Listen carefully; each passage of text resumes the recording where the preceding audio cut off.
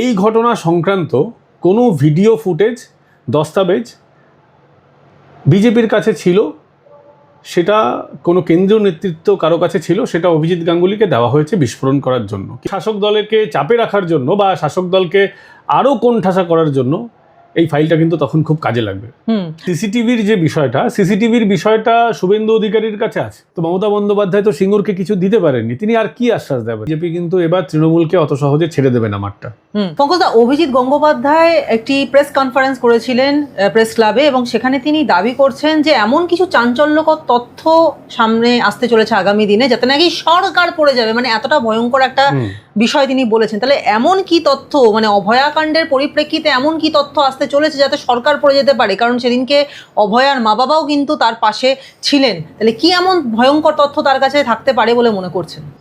দেখো না, বাহুবলী সিনেমায় একটা ডায়লগ ছিল, শিবজিকে মন মে ক্যা হ্যায় শিবজি হি জানে। তো অভিজিৎ গাঙ্গুলির মনে কি চলছে সেটা তো আমরা এখন অনুমান করতে পারছি না, কিন্তু বিভিন্ন জায়গায় খোঁজ খবর নিয়ে যেটা জানতে পারলাম, যেহেতু উনি কোট আনকোট বলেছেন সরকার পড়ে যাওয়ার মতন ঘটনা ঘটতে পারে, তো সাম্প্রতিককালে 2-1 বছরের মধ্যে সরকার পড়ে যাওয়ার মতন একটা ঘটনা ঘটেছিল কোনো একটি সরকারি হাসপাতালে। পরবর্তীকালে মমতা বন্দ্যোপাধ্যায় এবং তার বাহিনী, পুলিশ বাহিনী খুব সুচতুরভাবে বিষয়টাকে কিন্তু ম্যানেজ করে নিয়েছে। তার মধ্যে গোটা প্রশাসন ছিল, শুধুমাত্র পুলিশ নয়, বড় বড় আমলারাও ওতে ছিলেন, মানে সরাসরি মমতা বন্দ্যোপাধ্যায়ের সঙ্গে তাদেরকে দেখা গেছিল।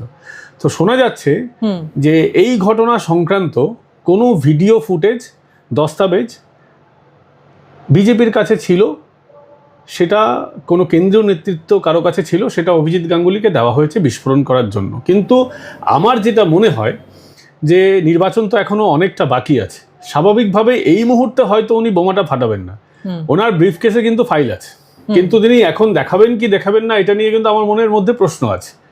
তবে আছে, ওনার কাছে কিছু একটা ভয়ঙ্কর জিনিস আছে, এবং ভোটের আগে আমরা সেটা দেখতে পারবো। কারণ এখনই যদি এটা মানে জনসমক্ষে চলে আসে, তারপর যদি কিছু না হয়, তাহলে কিন্তু ব্যাপক বিজেপি ব্যাকফুটে যাবে।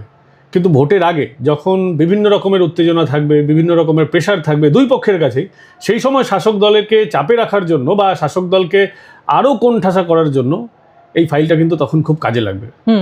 এবং এই ফাইলের মধ্যে কি কি থাকতে পারে তার তো একটা এরকম মানে গেস লাগানো চলছে। তো সেই গেসের মধ্যে দুটো বিষয় খুব গুরুত্বপূর্ণভাবে উঠে আসছে। সেটা এক নম্বর হচ্ছে যে লোকসভা ভোটে কারচুপি সংক্রান্ত কিছু মানে মামলায় সিসিটিভি নষ্ট করা, এরকম কোনো ফুটেজ তার কাছে থাকতে পারে, অথবা গুরুতর, এটা মানে গুরুতর হবে বিষয়টা যদি অভিযোগটা প্রমাণিত হয়। এবং দ্বিতীয় যেটা হচ্ছে ভিডিও প্রশান্ত বর্মনের গ্রেফতারি, অথবা চাঞ্চল্যকর নতুন কোনো তথ্য যেটা সামনে আসতে চলেছে, কিন্তু সেটা এই মুহূর্তে তিনি প্রকাশ করছেন না।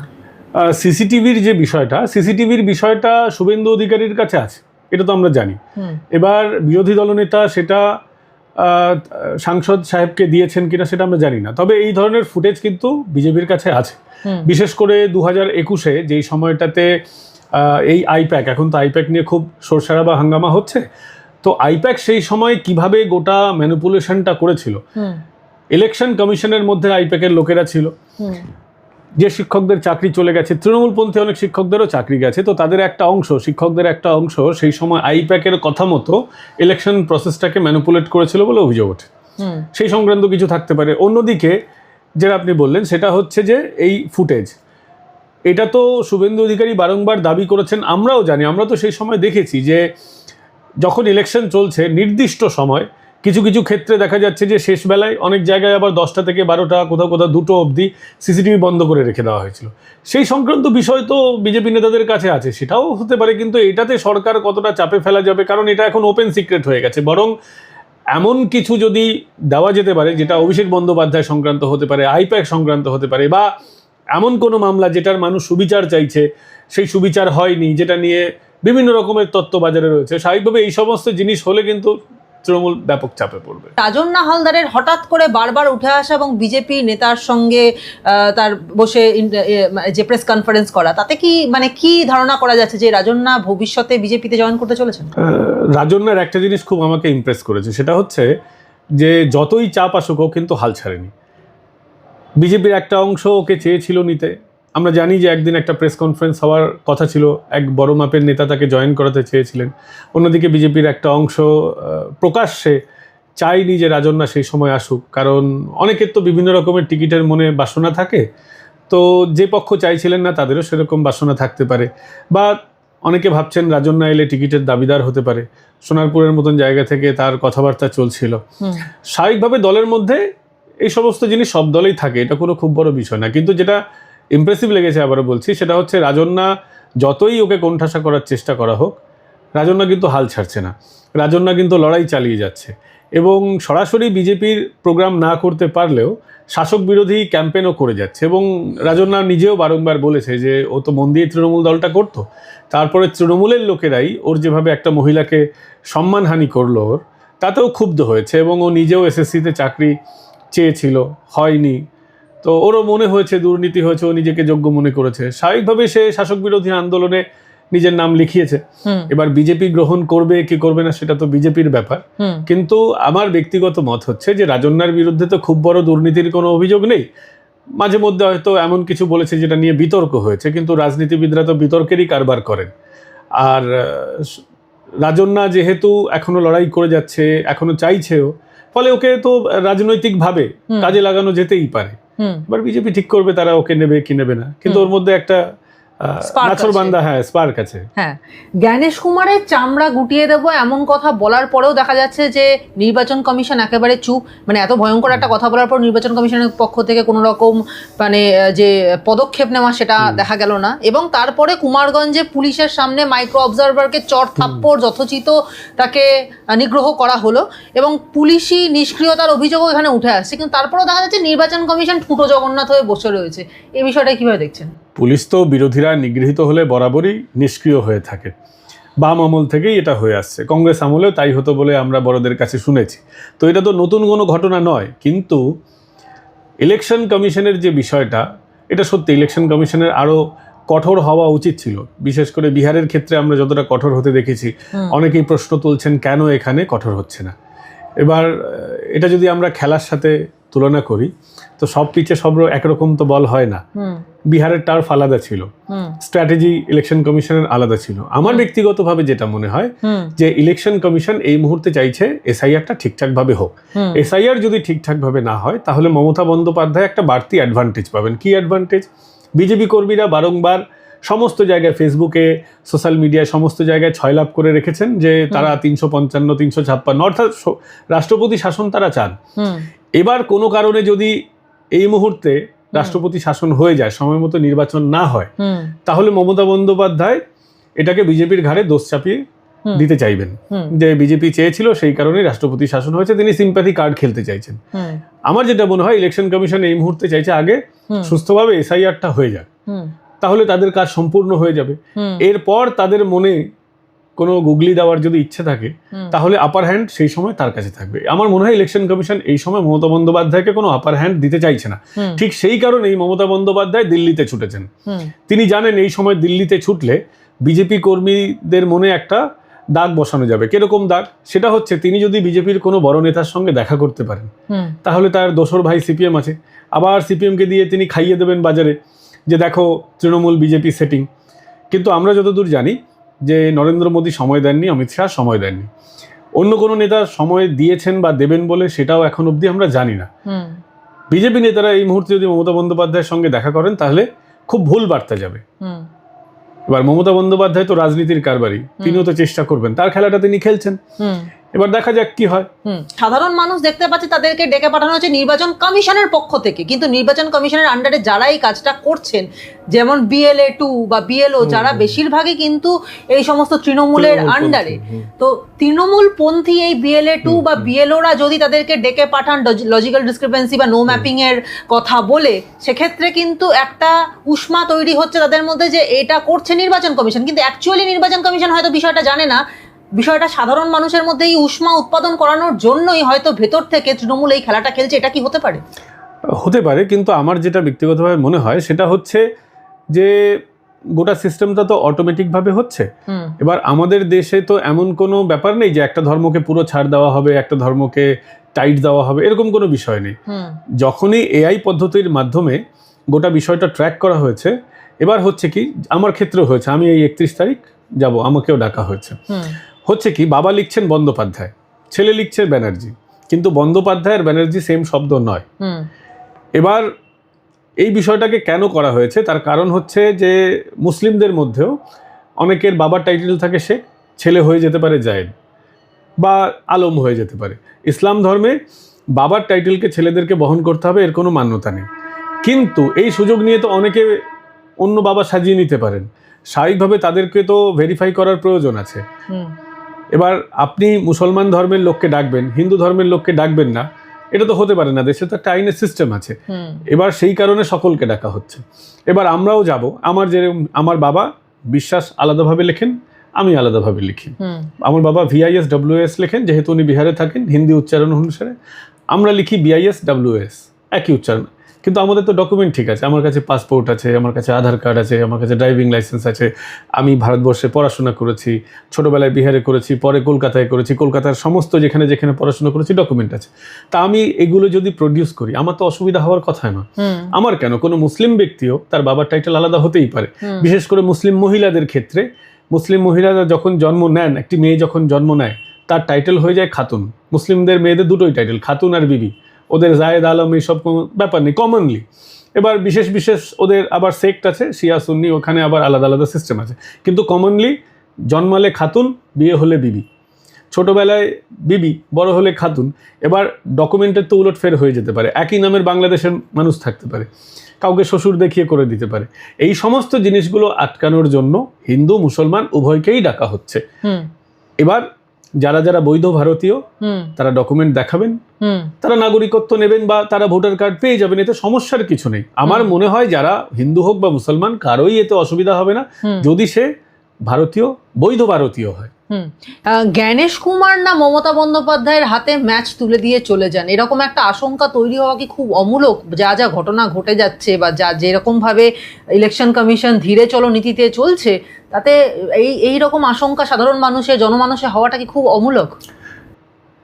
অমূলক নয়, আবার এখনই এটা মনে করাটাও বাড়াবাড়ি হয়ে যাবে। অমূলক তো নয়, কারণ এর আগে আমরা দেখেছি যে ইলেকশন কমিশন বহু ক্ষেত্রে বিক্রি হয়ে গেছে। ইলেকশন কমিশনকে টাকা দিয়ে ম্যানেজ করা যায় এরকম বহু উদাহরণ অতীতে রয়েছে। বা যতটা স্ট্রং অ্যাকশন নেওয়া উচিত ছিল ইলেকশন কমিশন সেটা নেয়নি। পুলিশকে দেখা যাচ্ছে যে পুলিশ একটা রাজনৈতিক দলকে প্রেফার করছে, তাদেরকে বাড়তি সুবিধা পাইয়ে দিচ্ছে, তারপরে ইলেকশন কমিশন ব্যবস্থা নেয়নি। বহু নির্বাচনে এটা আমরা দেখেছি। স্বাভাবিকভাবে সেই আশঙ্কা থেকে জনগণ বা কোনো রাজনৈতিক দল মনে করতেই পারে এবারও সেটা হতে পারে। কিন্তু আমার ব্যক্তিগতভাবে মনে হয় যেভাবে মমতা বন্দ্যোপাধ্যায় ইলেকশন কমিশনের বিরোধিতা করছেন, তাতে কোথাও না কোথাও মমতা বন্দ্যোপাধ্যায়ের এবার সমস্যা হচ্ছে বলে মনে হচ্ছে। এবং এখন অবধি যেটা আমাদের বিশ্বাস সেটা হচ্ছে ইলেকশন কমিশন ফেয়ারলি কাজ করার চেষ্টা করছে।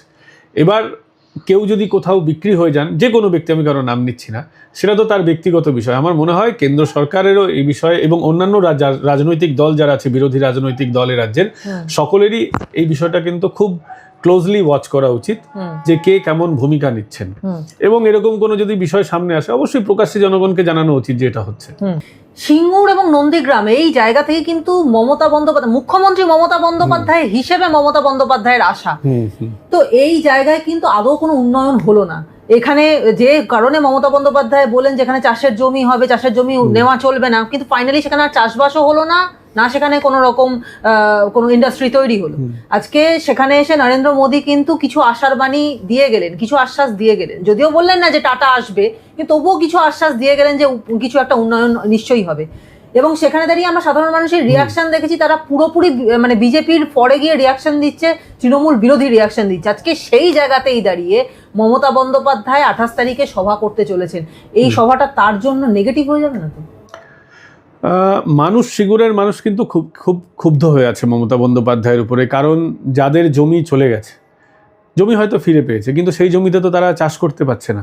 তাদের একটা আশা ছিল কাজ হবে কিছু, একটা শিল্পকে কেন্দ্র করে না একটা জায়গা কিন্তু খুব বিকশিত হয়। যেমন দমদমে এক সময় যেসব কারখানা ছিল, যেসব কারখানাকে কেন্দ্র করেই দমদম শহরটা তৈরি হয়েছে, তো সেরকমই সিঙ্গুরও হতে পারতো। সিঙ্গুরের একটা কারখানাকে কেন্দ্র করে হাজার হাজার মানুষ সরাসরি চাকরি পেত এবং বহু মানুষ, তার থেকে 10 গুণ বেশি মানুষ প্রত্যক্ষ বা পরোক্ষভাবে অন্যভাবে চাকরি পেত বা কাজকর্ম পেত।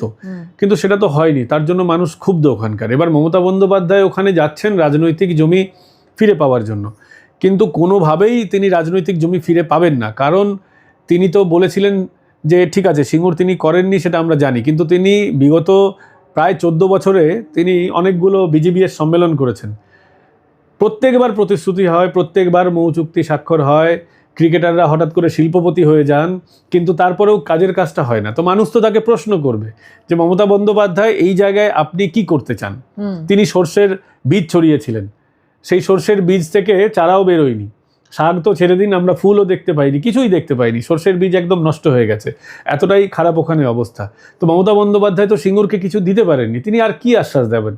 তিনি হয়তো বলবেন অমুক জায়গায় কারখানা হবে। এই মিথ্যে তো শুনতে শুনতে আমাদের কান পচে গেছে, আর কতবার আমরা মিথ্যে শুনবো? আর এখন তো মানুষ ওনাকে বিশ্বাসও করে না।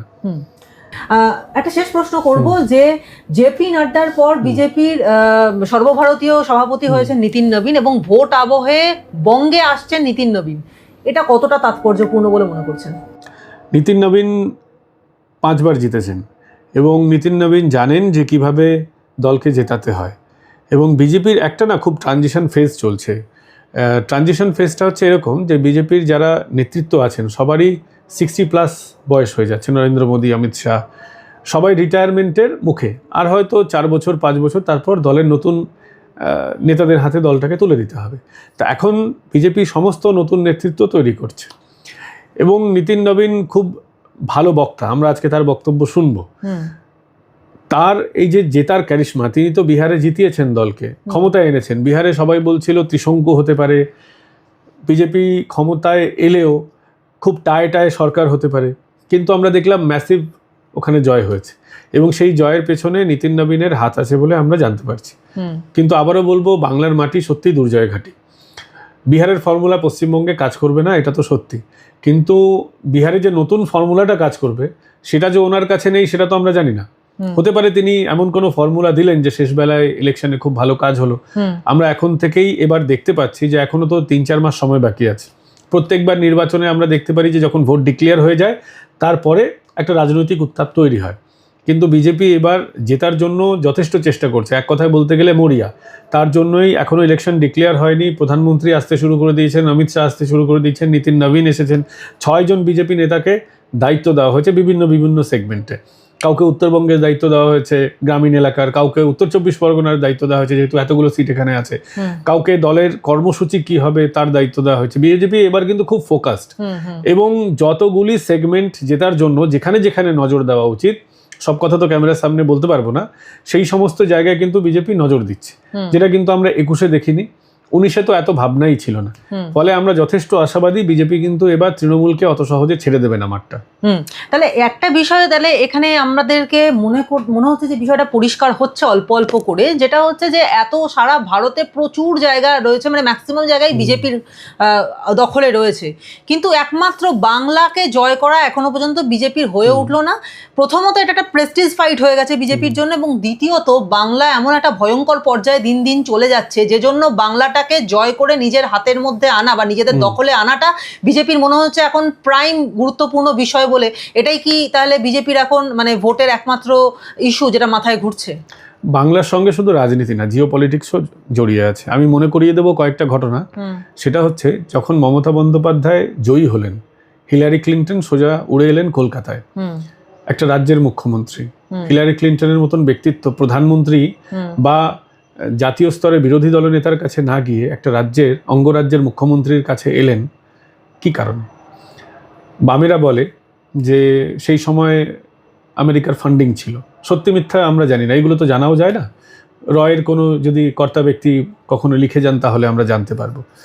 এবং বিগত 2 বছরের মধ্যে 5 থেকে 6 বার অজিত ডোভাল এসে ঘুরে গেছেন, এমনি আসেননি। বিজেপি আসাম দখল করতে সক্ষম হয়েছে, ত্রিপুরা দখল করতে সক্ষম হয়েছে, কিন্তু এখানে হচ্ছে না। যখনই চেষ্টা করছে গোষ্ঠী সংঘর্ষ হয়ে যাচ্ছে এবং সবটাই ম্যানিপুলেটেড আমরা বুঝতে পারছি। রিসেন্ট যে ঘটনাটা ঘটলো সেখানে আমরা দেখলাম যে মমতা বন্দ্যোপাধ্যায়েরই কেন্দ্রের পর্যায়ে জোটসঙ্গী দলের এখানে একটা ঘটনা ঘটলো। পরবর্তীকালে জানা গেল মমতা বন্দ্যোপাধ্যায়ের পুলিশই জানিয়ে দিল যে গোটা ঘটনাটা ফলস, উনি আত্মঘাতী হয়েছিলেন, তাকে কেউ মেরে দেয়নি, ঝুলিয়েও দেয়নি। এবং যেভাবে গোটা বিষয়টাকে ম্যানিপুলেট করা হলো তাতে অবশ্যই মনে হচ্ছে কোথাও না কোথাও এখানে বহির্বিশ্বের শক্তির একটা ইনভলভমেন্ট আছে এবং থেকেও থাকে। আমরা দেখতে পাই না যে অন্য কোনো রাষ্ট্রদূত খুব বেশি দেখা করেন মমতা বন্দ্যোপাধ্যায়ের সঙ্গে, আমেরিকার রাষ্ট্রদূত দেখা করেন। আমেরিকার ক্ষেত্রে যেটা আমরা দেখতে পাই যে ট্রাম্প ক্ষমতায় আসার পরেও নরেন্দ্র মোদীর সাথে যে সখ্যতা হওয়ার কথা ছিল, কিন্তু ডিপ স্টেটের একটা সিস্টেমেটিক কনস্পিরেসির ফলে সেটা হলো না। ট্রাম্পও বাধ্য হলেন মোদির সঙ্গে তার সখ্যতা দূরে সরিয়ে রাখতে, তাদের আমেরিকার জাতীয় স্বার্থের কথা ভেবে। ফলে গোটা বিষয়টাকে মিলিয়ে বাংলাটা খুব একটা গুরুত্বপূর্ণ জায়গায় আছে। এবং নরেন্দ্র মোদী যদি এই জায়গাটাকে দখল বলবো না, যে এই রাজ্যে গণতান্ত্রিক প্রক্রিয়া যদি মমতা বন্দ্যোপাধ্যায়কে সরাতে সক্ষম না হন, তাহলে বাংলাদেশে যেরকম সমস্যা হচ্ছে সেই ধরনের সমস্যা পশ্চিমবঙ্গে হতে পারে। এবং এটাকে যদি তিনি না আটকাতে পারেন, তাহলে জাতীয় পর্যায়েও নরেন্দ্র মোদীদের সমস্যা হবে। বাংলা একটা গেটওয়ে হয়ে গেছে ইনফিল্ট্রেশনের। এখানে যারা হিন্দিতে যাদেরকে বলে ঘুষপেঠিয়া, আমরা যাদেরকে বলি অনুপ্রবেশকারী, এটা হচ্ছে গেটওয়ে। এখান থেকে ঢোকে, সবাই বলে তারা নাকি মালদা আর মুর্শিদাবাদের বাসিন্দা, সারা ভারতবর্ষে ছড়িয়ে যায়। তারপরে বিভিন্ন রকমের অসামাজিক কাজকর্মে লিপ্ত হয়। আমরা পাকিস্তানিদের দেখতে পাচ্ছি যে ভারতবর্ষের এই রাজ্যের মধ্যে, যার নাম পশ্চিমবঙ্গ, সেখানে তারা সেফলি বাস করছে। কি কারণে বাস করছে? পাকিস্তানে কি তাদের কোনো রকম সমস্যা আছে? পাকিস্তানে তো মুসলিমদের সমস্যা হওয়ার কথা না, বা থাকলেও অবৈধ উপায় তারা কেন আসবেন? ফলে এই সমস্ত বিষয়গুলোকে যদি ঠিকঠাক করতে হয়, দেশকে সুস্থভাবে চালাতে হয় এবং এই রাজ্যের পরিস্থিতিও সুস্থ রাখতে হয়, তাহলে মোদিজির কাছে এটা কিন্তু খুব প্রেস্টিজ ফাইট। এর জন্যই তারা এখন থেকেই চেষ্টা করছেন যে বঙ্গের পরিস্থিতি যাতে ঠিকঠাক করা হয় এবং যে নৈরাজ্য এখানে চলছে সেটা যেন বন্ধ হয়, এবং সেটা গণতান্ত্রিক উপায় অবশ্যই।